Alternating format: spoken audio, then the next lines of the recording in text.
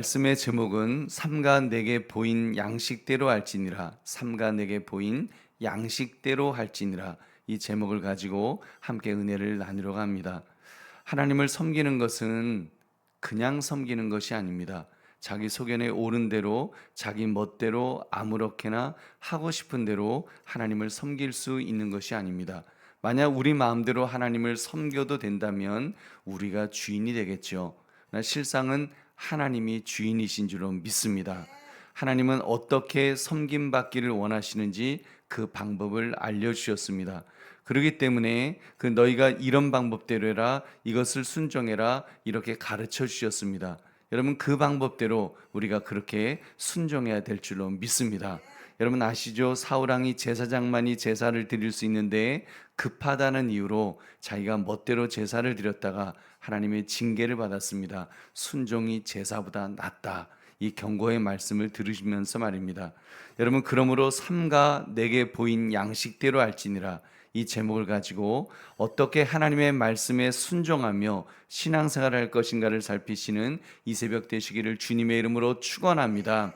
오늘 본문의 내용을 자세히 살펴보겠습니다. 하나님께서는 제사에 쓰이는 진설병을 두는 상과 성소를 밝혀줄 그 등잔대를 이제 만들 것을, 진설병을 두는 상과 성소를 밝혀줄 등잔대, 이렇게 그런 것들을 만들 것을 명령하였습니다.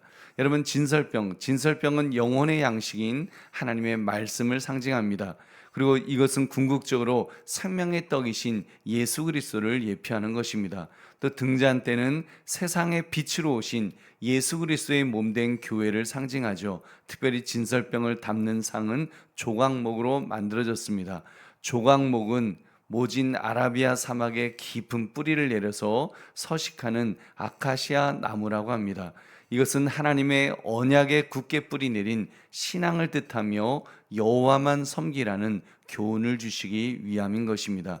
이렇게 진설병을 드는 상과 또 등잔대는 무엇으로 만들어졌다고 했습니까? 우리 23절 24절 같이 읽겠습니다. 시작. 너는 조각목으로 상을 만들되 길이는 2규빗, 너비는 1규빗, 높이는 1규빗 반이 되게 하고 순금으로 싸고 주위에 금태를 두르고. 아멘. 또 31절도 같이 읽겠습니다. 시작.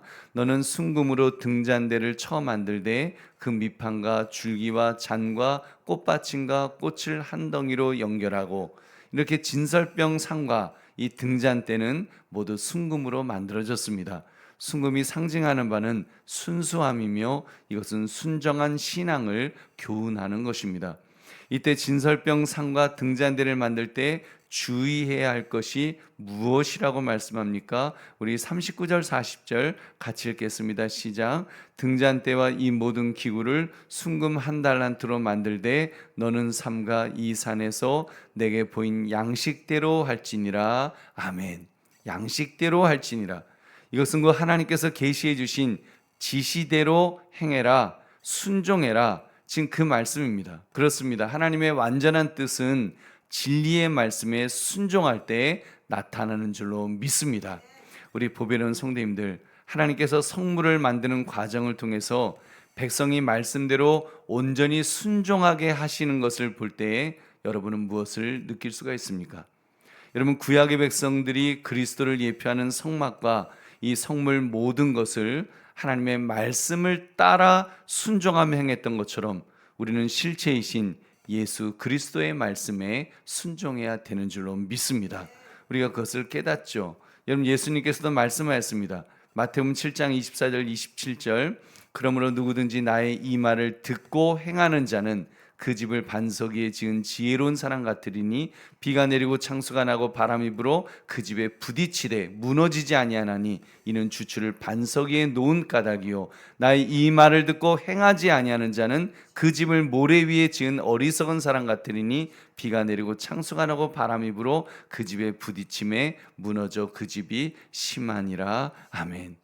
여러분, 예수님의 말씀을 기초할 때 순종이 얼마나 중요한 가치입니까? 그 말씀을 듣고 행하는 것, 여러분, 순종이야말로 하나님의 하나님 되심을 인정하는 우리 피조물의 반응인 줄로 믿습니다. 우리 보배로운 성도님들, 오늘 말씀을 나의 삶에 적용해 봅시다. 여러분 살아오면서 하나님의 말씀에 전적으로 순종하지 못했던 적이 있다면 여러분 언제이셨습니까? 여러분 하나님의 말씀에 순종하지 못한 경우를 보면 나의 소견이 주님의 뜻보다 더 우위에 두려고 하기 때문일 것입니다. 피조물인 인간이 어떻게 감히 하나님의 말씀에 순종하지 않을 수가 있겠습니까? 뻔히 알면서도 하나님의 하나님 되심을 인정하지 않고 나의 생각을 하나님 생각보다 우위에 두려고 할 때, 우위에 두었을 때 그때 불순종하게 될 것입니다. 여러분 예수님의 순종을 보십시오. 예수님께서 겟세마네 그 동산에서 기도하실 때 너무 힘들고 괴로우시니까 이 잔을 내게서 멀리하게 하옵소서라고 기도하셨습니다. 하나님의 하나님 되심을 인정하셨기 때문에 예수님의 기도는 그 태도를 바꾸셨습니다. 나의 뜻대로 마옵시고 아버지의 뜻대로 되기를 원합니다. 그래서 이 잔을 멀리 하옵소서라고 하는 여기에 포인트가 있는 것이 아니라, 여기에 강조점이 있는 것이 아니라 나의 뜻대로 마옵시고 아버지의 뜻대로 되기를 원합니다. 그래서 힘 주십시오라고 하는 바로 그 기도를 우리 주님은 드리셨습니다. 여러분 우리도 이런 태도를 취해야 될 줄로 믿습니다. 우리도 때로는 나의 생각, 나의 뜻을 고집하고 싶을 때가 분명히 있습니다. 그때 나를 꺾어야 됩니다. 그리고 고백하는 것입니다. 나의 뜻대로 마옵시고 주님의 뜻대로 되기를 원하나이다. 그래서 나를 내려놓는 것, 나를 포기하는 것, 나를 지워야 됩니다. 그리고 오직 주님만이 드러나시도록, 하나님의 하나님 되심만이 나타나시도록 나를 드려야 될 줄로 믿습니다. 그렇게 할 때 하나님께서 기뻐하실 줄로 믿습니다. 특히 하나님의 뜻을 따르며 진리의 말씀에 순종하기 위해서 지금 내가 해야 할 것을 실천합시다. 여러분 내려놓읍시다. 나의 고집을 내려놓읍시다. 정말 아주 작은 것부터, 내가 고치고 싶지 않고 내가 포기하고 싶지 않은 그 아주 작은 것부터 실천해 봅시다. 여러분 작은 것부터 시작하십시오.